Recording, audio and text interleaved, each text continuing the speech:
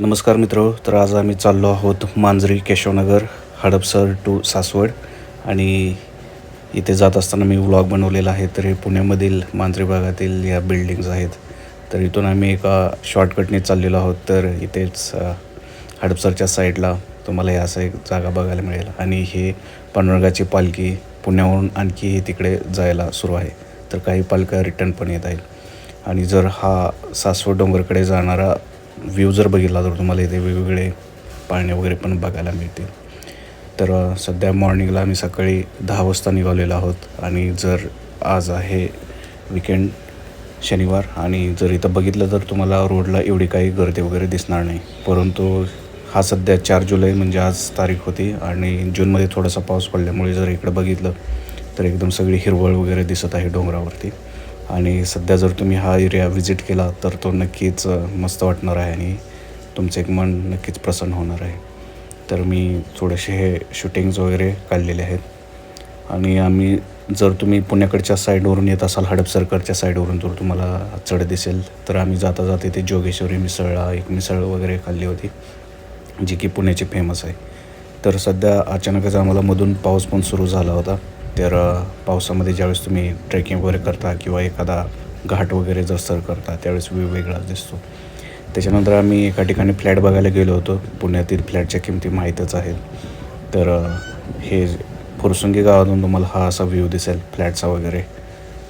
आणि हा व्ह्यू इथे काही पर्यटक थांबलेले आहेत जे की फोटो वगैरे काढत आहेत. तर हे फोटोशूटसाठी पण सर्वात बेस्ट ठिकाण आहे. आणि इथून जर बघितलं तर तुम्हाला एक राईट साईडला एक सर्व बिल्डिंग दिसतील, आणि लेफ्ट साईडला तुम्हाला डोंगर रांगा वगैरे दिसतील. आणि इकडचे रोड वगैरे जर बघितले तर एकदम प्रॉपर आहेत. इथे काही इश्यू नाही आहे. रोडला इकडे जास्त गर्दी पण होत नाही, आणि म्हणजे खूप खाली रिकामा पण रोड आहे असं काही नाही.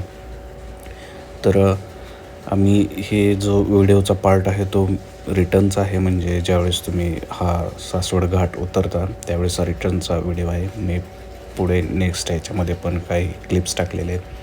तर सध्या थोडा पाऊस यायला लागलेला आहे, त्याच्यामुळे तुम्हाला हे थेंब दिसतील. जसं की इथे मोस्टली पाऊस हा जास्त डोंगरावरती भागावरतीच पडतो, कारण इकडे हवा थंड होऊन हे दिसते. जेव्हा आम्ही हा डोंगर खाली सर केला होता त्यावेळेस तिकडे म्हणजे पुण्याकडच्या भागाला किंवा सासवड भागामध्ये काही पाऊस नव्हता. नंतर तो 4-5 वाजता आला होता.